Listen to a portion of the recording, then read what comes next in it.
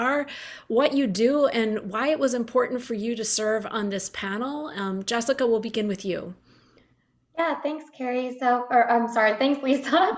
I'm Jessica Cow, and I'm a campus recruiter for Northwestern Mutual. And I'm really passionate about working for Northwestern Mutual because we really pride ourselves on our mission and our values and our integrity. So I'm really passionate about building business for a better world and hiring diversely and just, reaching out to everybody and anyone for financial literacy and help. So that's what I do. Perfect. Catherine. Thank you, Lisa. My name is Catherine Cross, everyone. I work for the UN Foundation, which is based here in DC, which is where I'm coming from at the moment. I'm the executive director of communications there, which means I help find ways of telling the UN and the UN Foundation's stories. And the relationship between the two of them, the United Nations, of course, is headquartered in New York, but the UN Foundation, you can think of it as the wind under the wings of some of the kind of great agencies and organizations and campaigns that the UN does. And so we're able to do a lot of the kind of coordinating and adding, bringing partners together and collaborating and basically leveraging impact around ideas like the Sustainable Development Goals, which I realize is the basis of the Business for a Better World curriculum. So, and before that, I was a journalist for many years, and yeah, that's about it for me. Okay, but you are now in your case, I know you're selling yourself short. You've got to tell us the type of journalist that you were and where you worked. Okay. I started my career at ABC News in DC. I was there for a while. Then I was the bureau chief at CNN in Washington, and then I was asked to start up Bloomberg Television's kind of DC bureau, and so yeah, it's been Yeah, that's pretty exciting. right. Yeah, pretty exciting. Okay, Victor. All right, well, thank you. It's nice to meet everybody today, and thanks for having me on this panel. My name is Victor Bilgin. I am a partner at the McChrystal Group, which is an Alexandria, Virginia-based leadership and management advisory firm. I've been working at McChrystal Group for the better part of the last decade, and prior to that, being in market research for many years. And what I do at McChrystal Group is essentially I am the partner that leads the McChrystal Analytics function, which is a team of data scientists and researchers that partner with organizations to help them understand how people are connecting and how leaders should be improving the way that they lead their organizations. And so it's important to me to be part of this discussion, as well as a lot of what we do, initially figuring out how leadership works and how to make employees' lives better. I think it's really start to tie into some of the things that we're trying to accomplish here with the Business for a Better World Center as well. And the methodologies that we have tend to be directly applicable to things in the outside of that world as well. To include how we're trying to improve response towards the homeless crisis out here in Los Angeles, where I now live. Thank you. Great. Thank you so much, Victor. And as a reminder, we now have 177 people on this call. We all have this amazing opportunity. You have three distinguished guests here, and they are here precisely because they want to talk to you and hear your questions. So please do take time to write a thoughtful question in the chat box. I'll get us started with a few questions while we wait for your questions to come in. And so I know Jessica needs to leave at 4, so maybe we'll just start with Jessica in the rotation just to make sure she gets the most opportunities. But the title of this panel is Business for a Better World. And hopefully, as everyone knows on this call, the School of Business has a center called the Business for a Better World Center. If you have more questions about that, please do reach out. But we often see words or phrases like business for a better world or corporate social responsibility, sustainability, triple bottom line. And I'm just wondering which of these or any other phrases do you and your organization identify with, and how would you define the term or terms that you selected? Yeah, thank you for that question, Lisa. So I would say that we really focus our corporate social responsibility by putting our clients first. We also foster a culture of employee growth and making sure our employees feel comfortable. So I don't know if you know this or not, but our organization is definitely #1 in client satisfaction for 163 years, because we always focus on doing what's right by the client, even if the company won't benefit from it. Something that drew me into Northwestern Mutual personally, I was interviewing with a lot of different financial firms, and it always seemed like the financial firm came first. And also, there was always a limit to who could come in and invest with us. So I was really drawn to Northwestern Mutual because we promote growth and teaching financial literacy to all, no matter what the financial situation is. So I really feel like the fact that we do reach out and expand our network the most that we can, we're reaching all different types of people from all different walks of life. So I really feel like we do a great job in that space, and that's how we're fostering that growth and opportunity. Perfect. Catherine, Victor? Sure, I'm happy to jump in. At the UN Foundation, we're a nonprofit. We're not a business, but we pretty much live by what's called the Sustainable Development Goals. And these are, think of them as the world's to-do list. And many of the problems that we're facing, that you see manifestations in a local sense, are happening globally. Of course, the most obvious is climate change. But the Secretary General, has kind of, well, first of all, 193 countries have agreed, yes, these are the goals. I mean, things like quality education, no poverty, gender equity, et cetera, et cetera. And so 193 nations signed on to this. And what we do is we present these, kind of ideas, and we get partners together, we get corporate partners together. And I think that what might be relevant for all of us is that more and more, business has realized that they have a big stake. It's not just so that they can do well, but in fact, working sustainably can actually save them money, and and it can be profitable, to organize your business around some of these concepts. So we go deep on any number of them, but yeah, we're all about kind of promoting them and letting other people know, whether that is local communities in the States, whether that's as I mentioned, corporations or other partners, other nonprofits, NGOs. We gather them all together to kind of leverage our resources and to get these ideas out there. Great. Yeah, and for me, the triple bottom line ideology, people, profit, planet sort of thing does resonate a lot. A lot of what we do at McChrysler Group really focuses on the impact of leaders and followers, right? And the organizations that bring us in, traditionally, as Catherine just mentioned, have in the past been super focused about the idea of profits. And the way that they set their organizations up is so that they can maximize their profits and decrease their costs. And you think about the fact that a lot of these organizations might have budgets that go towards strategic planning, and then they'll have separate budgets that have to do with people analytics and people management. But the thing that most organizations don't realize, it's their people that are going to be achieving their strategies. And so where we've really been operating within a lot of these organizations is helping them pull their people into their long-term plan and recognizing the impact that people will be having on those plans themselves. And many times what that's translated into is, for example, working in the healthcare industry, what we're seeing is, instead of saying your bottom line profits that you're focusing on, you got to pull these levers. At the front end, those individuals really realized that the voice of their members, the people they're actually treating, that was something that they should be tracking. And so they started to use NPS, Net Promoter Score, to see how the field was giving them feedback about their work they were doing and how they could start to restructure how they actually operate. And then moreover, and especially during the COVID pandemic, we've been taking a lot of what we've learned and how to make better people leaders, how to make organizations operate better, And we've actually been applying that to the COVID crisis.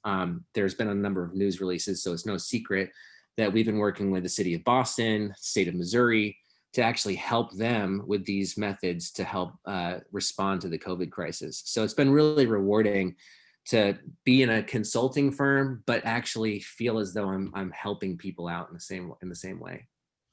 That's great. And that actually leads into one of the other questions I was going to ask. So I guess I'll invite you to continue on with that line of thinking if you want to, and then we'll go back to Jessica and Catherine. But we're living through a pandemic. And so one of the questions is, can you tell us a little bit more about how COVID-19 has affected your organization and its initiatives related to Business for a Better World, and how have you responded to these challenges? And Victor, you just gave a great example. I don't know if you want to elaborate on that. Yeah, for sure. And, you know, the interesting thing about our business is that for us to interact with our clients, many times it was direct in-person engagements over long periods of time. And so when the coronavirus pandemic really went up in the full swing, there was a little bit of a crisis moment for us to try to figure out how do we re-engage and be able to still work with clients when traditionally everything that we had been doing was in person. And so we had to do a lot of work to sort of reinvent how we were engaging with the industry and the market. One of the first things that we did was we launched a podcast called No Turning Back. And with that, what we've been able to do is have some human discussions with senior leaders across all industries. And it's been really interesting to hear the feedback from those leaders on how they're facing their day-to-day. And we've been able to take what they're saying to be able to restructure what do we want to focus on with our clients. More specifically, when we do those state and local governments, for anyone that has worked in the state and local governments, you'll recognize that government work is heavily bureaucratic and siloed, a lot of times for regulatory reasons or for other, historical reasons. And so the stuff that we teach ends up being a direct translation into how do you start to break down those, silos. So first and foremost, access to information. It was critical when it came to coronavirus. It was probably critical before that as well. We've been working with organizations to come up with fusion cells. Essentially, where do you get your information centralized, and who are those key people that can be the conduits to that critical information? And what information do you not have that you need to get your hands on? So we actually helped some Missouri stand up a centralized database for COVID cases, so that they can use that to start to analyze where trends were popping up, so that they can start to react to it faster. The other thing that we tend to do with these organizations is you got to find common ground, right? So if I'm in Boston public schools and I'm trying to get resources and information for things, but Boston police and the health services and EMS and all these other parts of the government are also kind of in the dark looking for their information, there had to be a way to get people on the same page faster. And so we actually helped people stand up what we call Keystone Forums, which are essentially get everybody in the room every day for 90 minutes or less, so that you can start to share information around what was your last 24 hours like, what's your next 24 hours look like, where do you have interdependencies, and where are the risks, so that live people could start to coordinate and set up meetings after to get things done and help each other, right? And so in that situation, when there's so much change, and helping establish that sort of business for a better world mindset, especially during a pandemic, we really try to be able to simplify things for those types of clients and help them understand their environment as fast as possible, while also creating a common ground. Awesome. Jessica. Yeah, I really love what you said about, creating communications and those check-ins. For us, we actually had no problem with the client-facing side going virtual, because our advisors and our firms had been doing that for a really long time. The main challenge happened with the amount of camaraderie, because there's such a high level of autonomy behind what we do already, that now we're sitting at home and we're not around our other peers. So we made sure we had lines of communication that went all the way directly to the top. Our managing partner made sure he reached out to us on a daily basis. We created check-ins and really just made sure communication was at the forefront of everything we did to make sure that people felt connected in this time where we are so autonomous already. We can do this job on our own, but we want to feel connected to our teamwork. So I really think we've done a really great way just to integrate that into a personal space and really make sure everybody feels valued and recognized and feels like they have access to get answers whenever they need it. So that's kind of how we have battled that challenge. Perfect. Catherine. Well, I guess, can there be a better example of the necessity of global cooperation than a pandemic? Global health folks have a saying that a disease anywhere is a disease everywhere. And you can see the logic of that. I mean, like it or not, we're globally interconnected, and helping our brothers and sisters in another country isn't just a nice thing to do or a moral thing to do. It's the smart thing to do, because if we don't eradicate that disease, you can bet it'll come back to us in just a matter of time. The World Health Organization is the UN agency that's in charge of, as the name implies, global health. And so what they have done, I mean, obviously you're probably aware of it. They've helped communicate in dozens and dozens of different languages across the world. They supplied PPE supplies in very hard to reach places. They joined up with the World Food Program and used their kind of supply chain to plug holes that other countries were feeling. And what the UN Foundation did, because governments fund UN agencies through their budgets, it can be a slow moving process. And the UN Foundation and our president, Elizabeth Cousins, looked at this situation and said, WHO needs money fast. A pandemic is not going to wait until, everyone has kind of come together. And we developed the idea to create what was called the Solidarity Response Fund. And we were able to raise $237 million for WHO. And the important thing about it was it allowed WHO to use money instantly, not having to wait until the machinations of government kind of came through. And that allowed them to act more effectively because they could move fast. So that's been a huge success. And of course, it was a success because so many businesses, both in the United States and overseas, and a lot of big names, Facebook, Google, the big guys, as well as, names that you haven't heard of maybe in the healthcare industry, they all jumped on board, because they instantly recognized, like, this is a big problem. We've got to help. So it was, through them that we were able to kind of launch this and get this going. That's great. Catherine, you touched on, you all are just doing great teeing up these questions. You just touched on the role of government, and I'm sure we're all aware that we're living through an unprecedented election season in addition to the COVID pandemic. And I'm wondering if you can just talk a little bit about how the political environment affects your organization's ability to make positive change in the world. And if you can offer a specific example to help illustrate, I think that'd be great. Jessica, do you want to start with you? Sure. So from a political standpoint, we work with individuals and helping them meet their financial goals and dreams.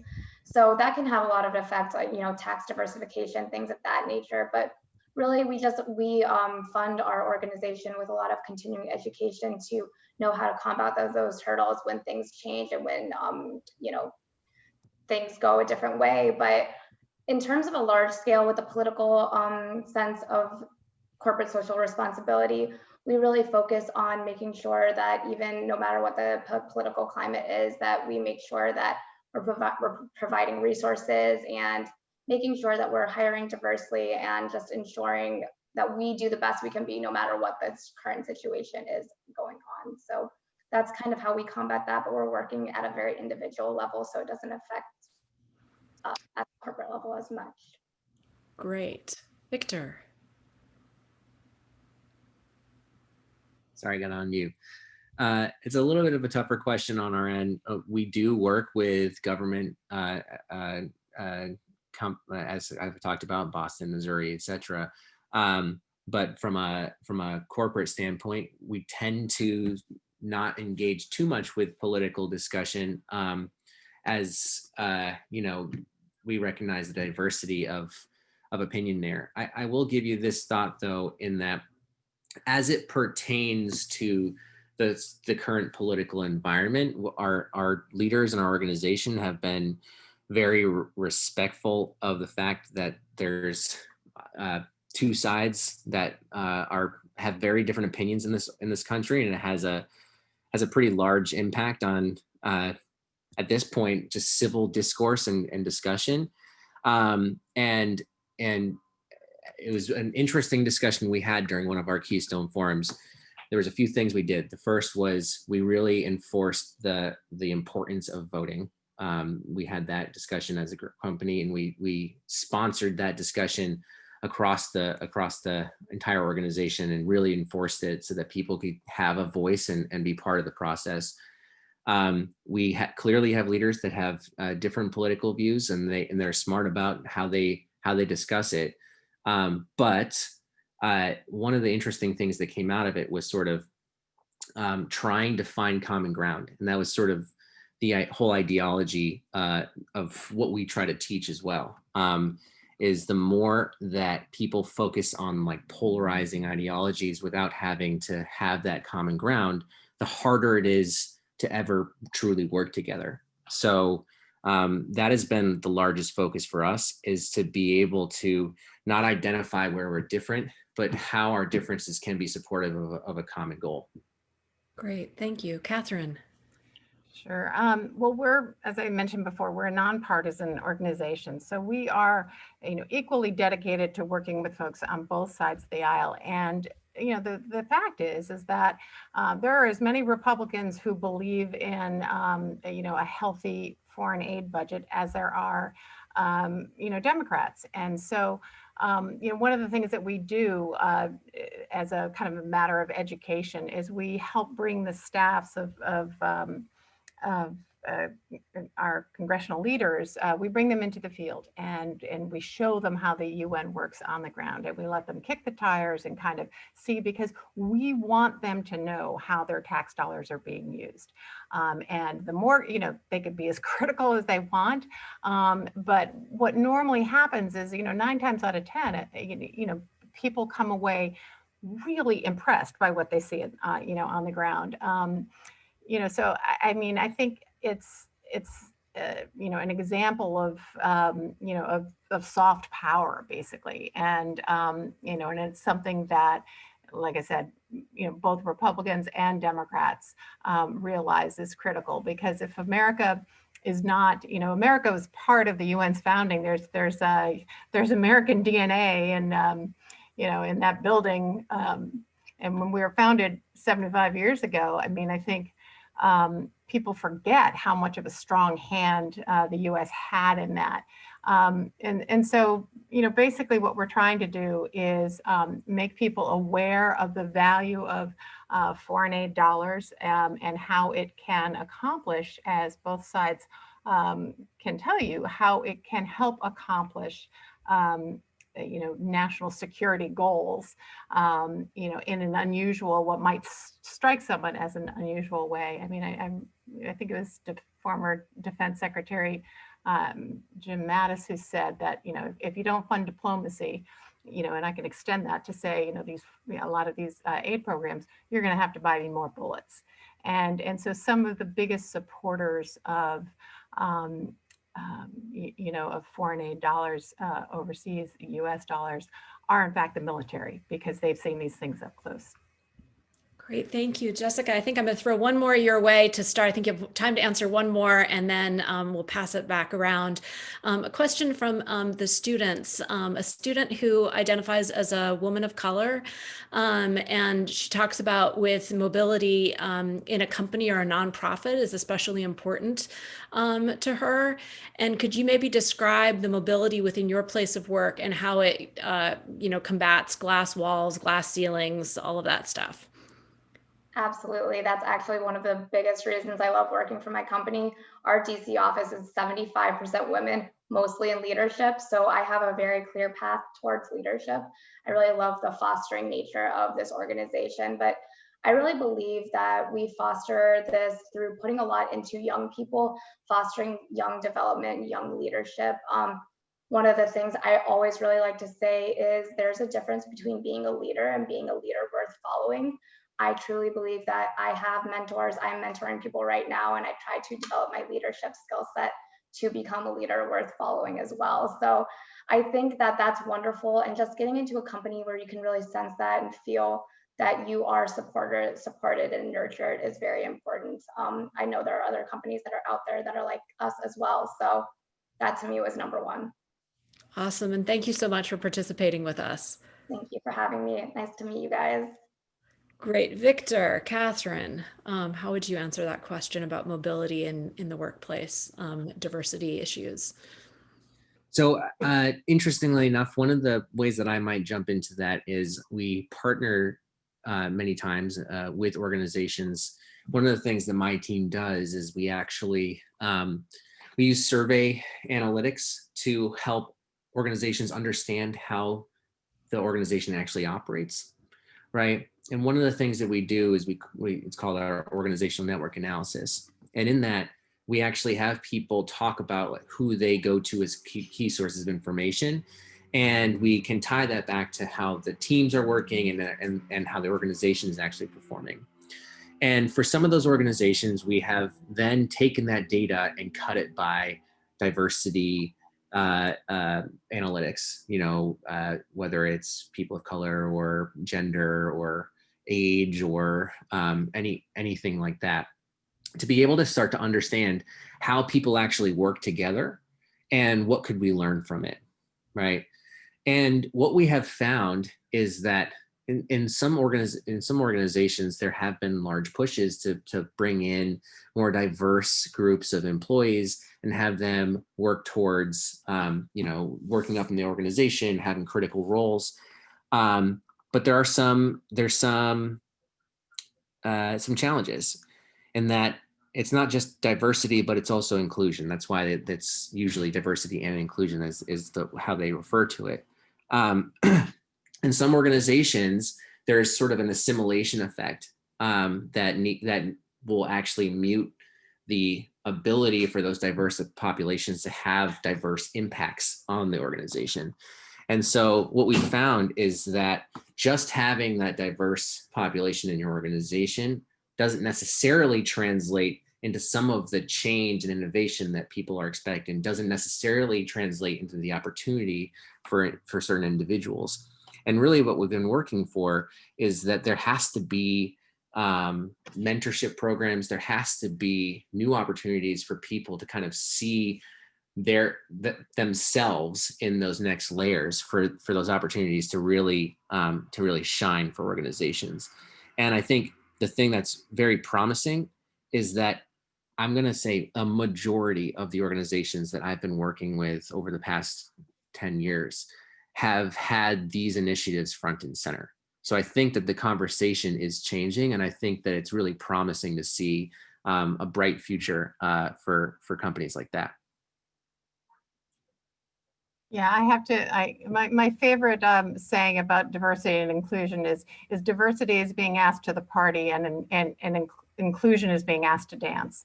And I think that that's a really good distinction, because I think for a long time, and this is just my observation personally, companies would do these totals, Victor, I'm sure you've seen it, and X% of our workforce is African-American, X% is Hispanic, female, et cetera. And, what the numbers didn't reveal is that all those jobs are down here and there are very few people at leadership. And of course, there still are those great gaps, but I do believe, just as Victor said, that we're becoming much, much more aware of it.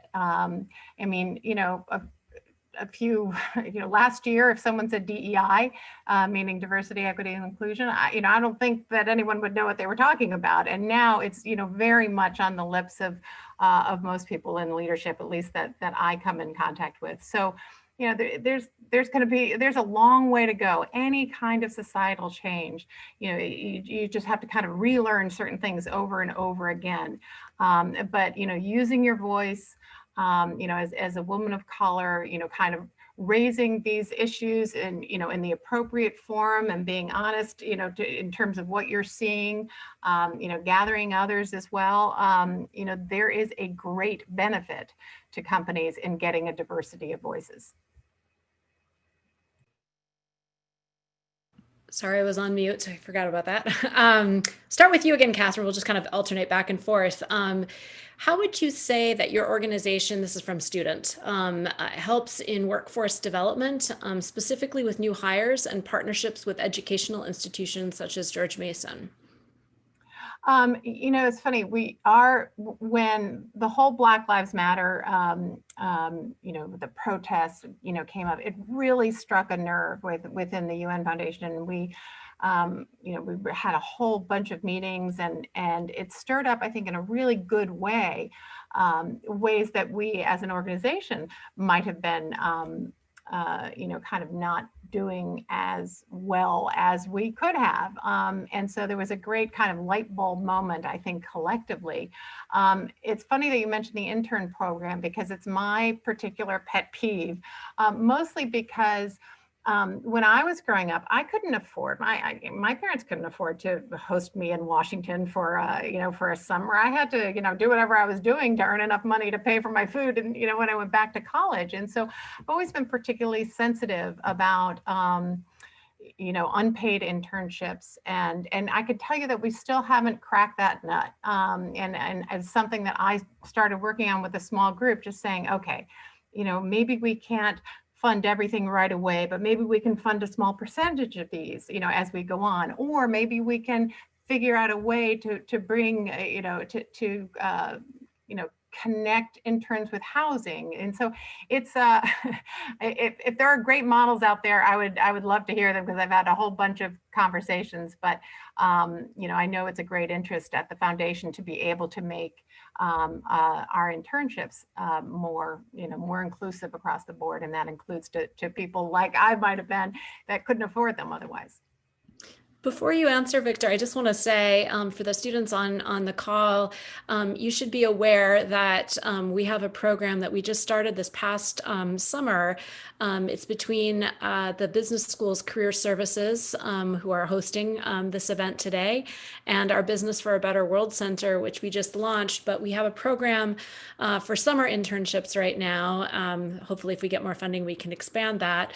But for precisely the students that you mentioned, Catherine, for students who could get just an amazing job, but maybe it takes them to New York City and they have to turn it down because they can't afford the living expenses and the transportation and the cost of living that it would take to have this most amazing internship. And so what we've done through our partnership is make some funding available to students who take unpaid internships, and make some funding available to help offset those costs. And so that, of course, relies on the generosity of donors and people who contribute to that. But it is one way that we're trying to enact our vision to help our students. So I thought I'd throw that out there. Victor, how would you like to answer that question? Yeah, I'd say there's a few layers to the question.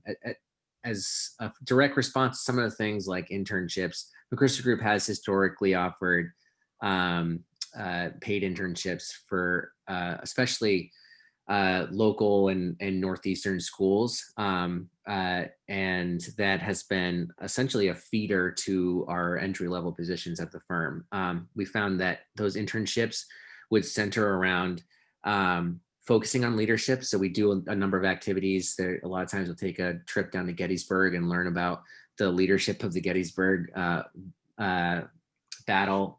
We do monument runs where we'll actually go into DC and run around and tell a story about the meaning behind a lot of these monuments and what they mean from a leadership perspective, and get people access to the actual work with clients, as well as doing intern projects.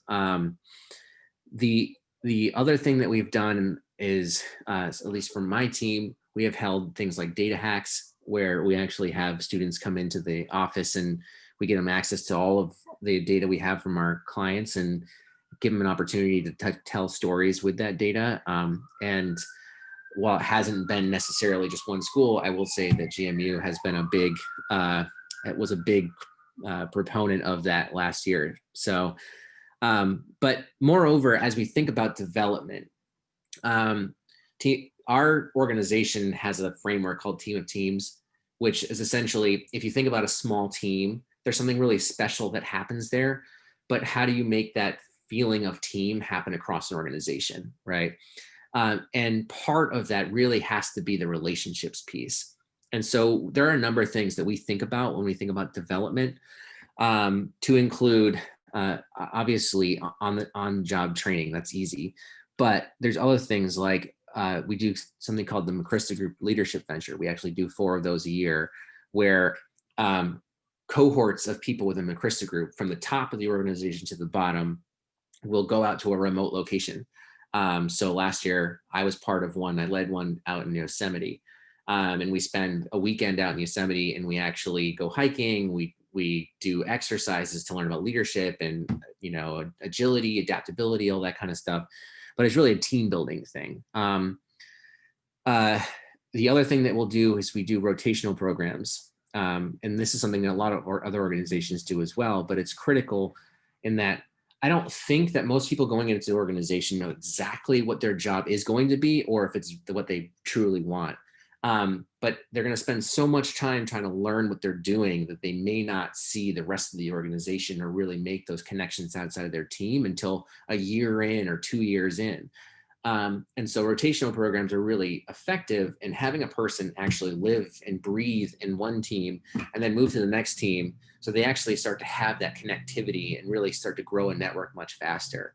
So generally speaking, McChrystal Group does focus a lot on those things because Stan McChrystal, the founder, is very keen on making sure that everyone knows everyone. There's that sort of almost family environment, because he recognizes that people will work hard with each other towards common goals if they are aware of what everyone's doing.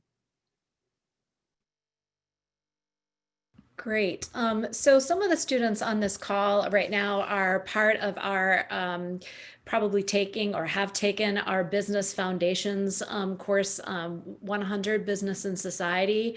And one of the things that we talk about in that course is stakeholders versus shareholders, right? And so, so if we've all been paying attention over the past few years, we've seen kind of what Catherine referred to as the other day as a sea change that's afoot in business. That, Larry Fink of BlackRock issued an open letter, and he called businesses to serve society as well as to make profit. And more recently, nearly 200 companies signed on to the Business Roundtable statement, indicating that their belief that businesses need to do more than make a profit. They really need to serve and contribute to the public good and to the environment.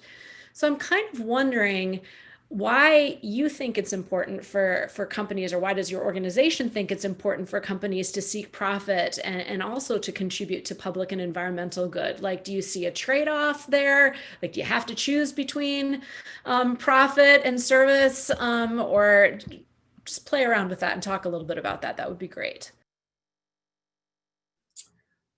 So for our organization, I'd say about half of the company has a military background. And if there are 3 tenets to what I believe a Stan McChrystal-led team would have, it's hard work, loyalty, and service. Stan is a huge proponent of service. He's, on a bunch of boards, including the Franklin Project, which focuses a lot on, getting the message of service out there. And I think that has attracted a lot of people who also have that like-minded approach towards, yeah, it's nice to have profit. It's nice to have a job that pays, that I can live my life, but it's also nice to know that I'm impacting the world or the people around us in positive ways. And so we really brought together a team that's all sort of focused on that sort of common underlying goal of having a positive impact on the world. And, that's what means, like, when we're trying to balance those two things, there are some times where you're focusing on a large project because that's what keeps the lights on. But there is the balance of we want to focus and try to target other projects to where we know we can feel as though we're having a positive impact. So we do a lot of work in healthcare, because it's pretty easy to directly translate that into, if I help a healthcare organization, I'm helping people on the other side. We started doing a lot of the sort of state and local government work during COVID because that became a real need.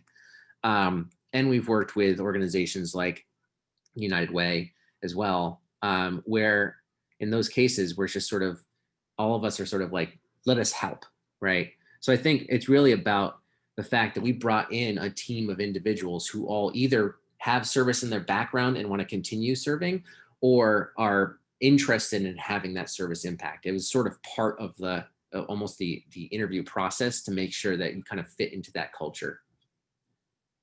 Great. Before Catherine answers, I just want to make a pitch to people. Keep those questions coming. Love them. So take a moment and scribble something in the chat box. Go ahead, Catherine. I was struck, it was a few years ago, by someone who addressed a conference of corporate social responsibility types. And this person really caused a bit of a stir, because what he said was, forget about corporate social responsibility, just do what you do better.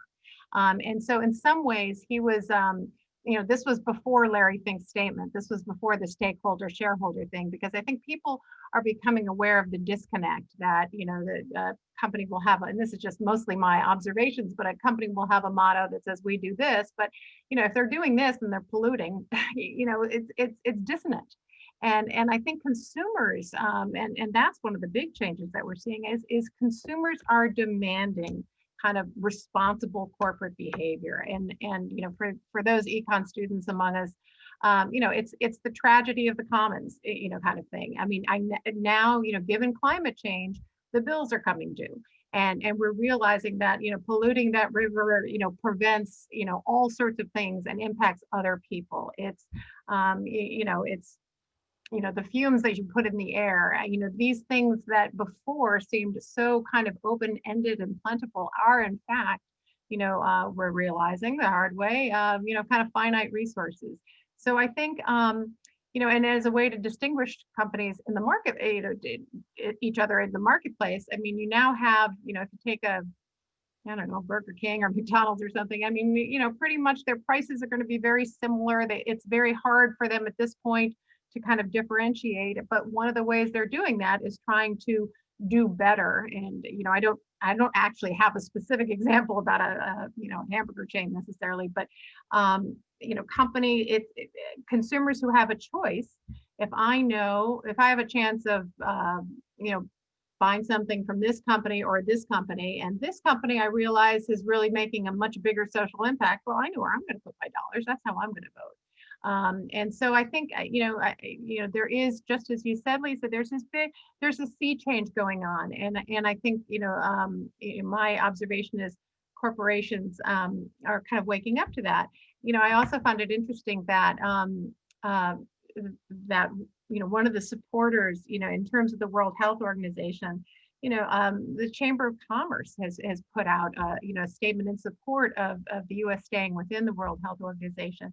And, I think what they realize is that these organizations that work to stabilize countries, do in fact impact business, because businesses don't want to operate in conditions that are where disease is rampant, or the poverty, there's no education. So there's, they can't train workers to do things. So, all these things are starting to, I think, come together more.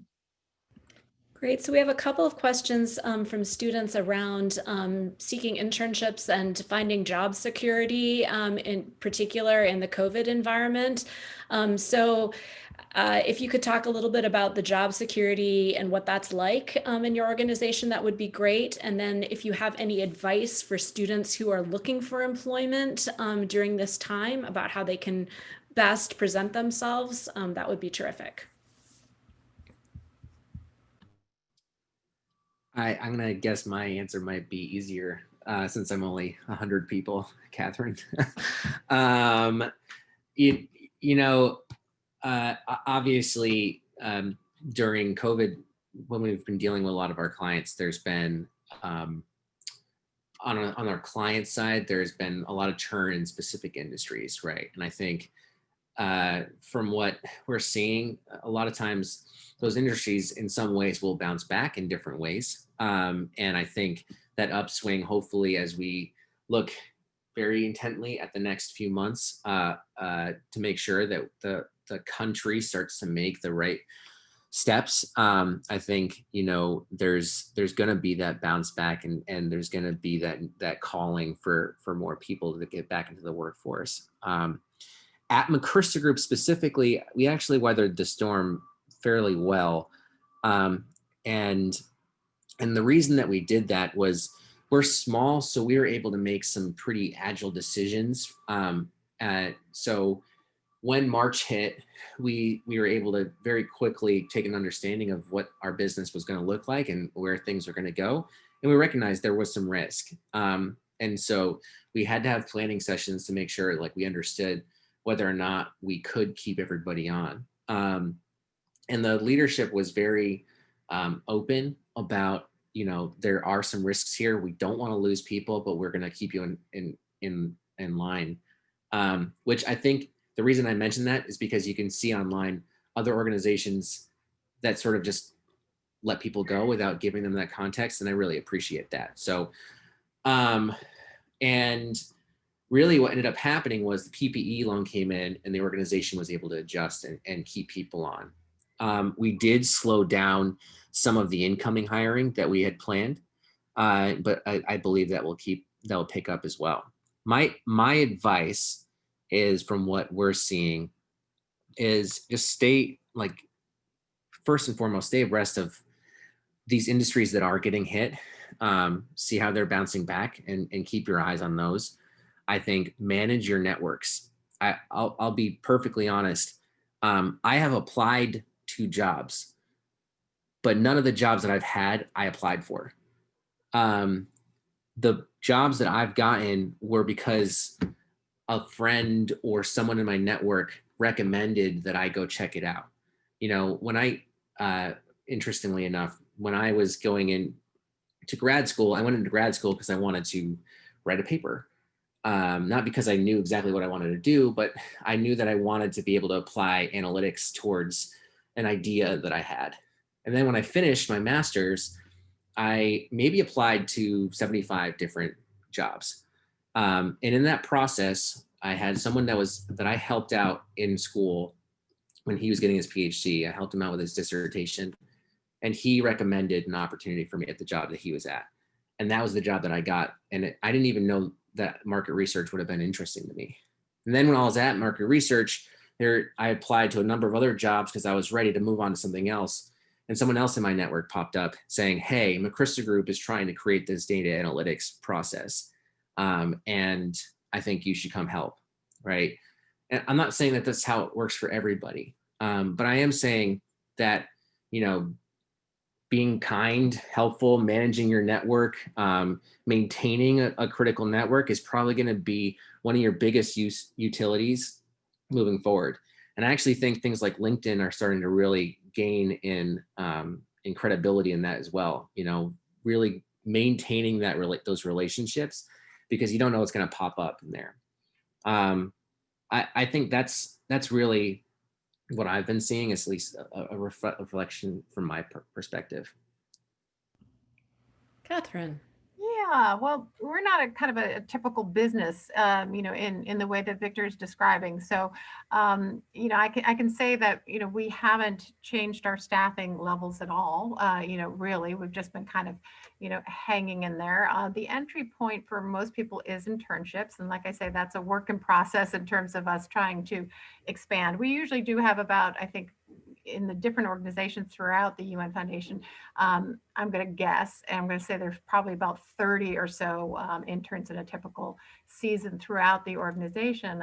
And, you know, we're still doing that. Of course, everything is virtual now, so I'm not quite sure if our interns get as much out of it as they do from sitting in the room and kind of seeing how people interact.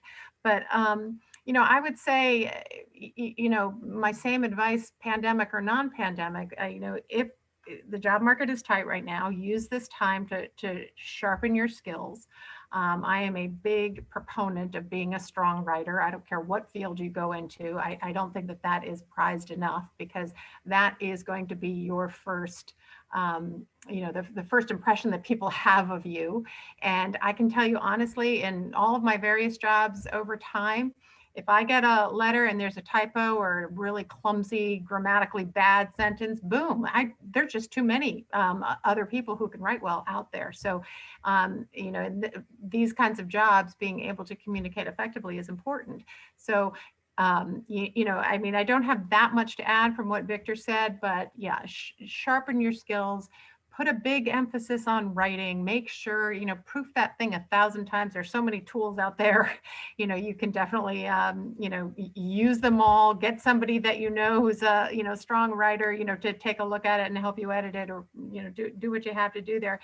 And I think also just to be open to possibility, because like Victor said, sometimes we have a very focused view. I want to do this, but life can offer up other opportunities if you're open to them, and it can take you down a path that you might find to be really fruitful. The other thing that I heard just recently, and it kind of has stuck with me, is people say, oh, follow your heart. And a friend of mine said, the advice that she was given was not to follow your heart so much, but follow your interests. Like, what do you find yourself doing? What do you gravitate toward? Because I think those two things are not necessarily the same. Because, I might fancy myself, a writer, but, I'm not going to be the next Susan Orlean. I'm just not, so, so that would have been following my heart, but my interest actually can take me, in another place. So, off the top, and all I can say is my condolences for all those who are graduating soon, because this is, I know, a really tricky market. And it wasn't like that when I was graduating. And, I feel for you. It's gonna take some extra pounding of the pavement, I'm afraid. So actually, just kind of drawing on how you ended your statement, Catherine, maybe if the two of you could talk about any of the skills or experiences or extracurricular activities or courses or anything that you think would set somebody up to go into this field of business for a better world. What do they need? Okay, I got some thoughts, and maybe we can go back and forth, Catherine. So I will say, Catherine touched on a couple of them already. I think that generally speaking, there's a humility and a hunger, first and foremost. I've found that people who can be themselves and be good, active listeners, effective communicators, those are critical soft skills. And I know that sounds easier said than done, but I can tell you that there's a balance between being excited and like, I can change this, to first taking the step to listen and really truly understand what people are facing when you are in those sort of situations where you can get into interviews and talk to people. When it comes to the way that I've described it for people on my team, it's curiosity. I call it analytical curiosity, but curiosity as in never feel satisfied with what you think you know. There's always going to be more that you can learn from that situation, and trust me, hiring managers can pick up on it. I'd say when we've been hiring, I probably go through 80 to 100 interviews in a 2 to 3 month span. And I can tell you that there are times where I'm like, I know I've seen this resume already, and I know I've had this conversation already. And what it comes down to is authentic, curious, thoughtful discussions that really start to separate people. From a technical side, obviously the world is shifting to a lot of technical based skill sets. I wouldn't say that everyone that comes into, let's say, McChrysler Group has the same level of technical capability. But I haven't come across too many jobs where things like Excel, PowerPoint, Microsoft Word, Outlook aren't sort of central toolkits that people should be pretty good at. Obviously, there are some industries where that does not matter at all. But a lot of the industries that I've touched, especially at the entry level, that's been critical. I'm sure I can think of more, but Catherine, I don't know what your thoughts are there. I realize we've got about 3 minutes left, so I'll speak really fast. Agree with everything that Victor said.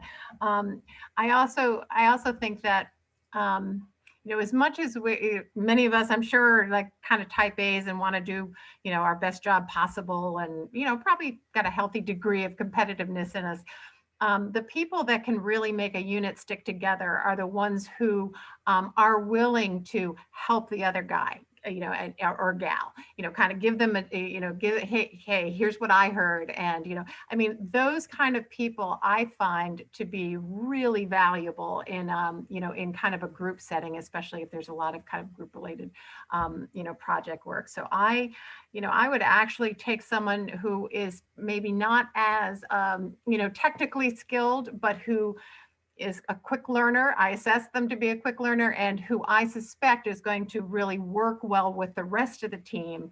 I'll actually take that over somebody who is maybe doesn't have those skills, but is technically better. But that's just my personal bias. What was the other thing that I was going to say? Yeah, just kind of staying curious. And I think for your generation, unlike mine, people will pretty much, as Victor hinted, they'll pretty much expect you to be fluent in all of the communications tools that you've grown up with. And because I'm more in the communication side of it, for me, that means, social media, and, being fluent, being comfortable in that, or being aware of it. Who do you follow?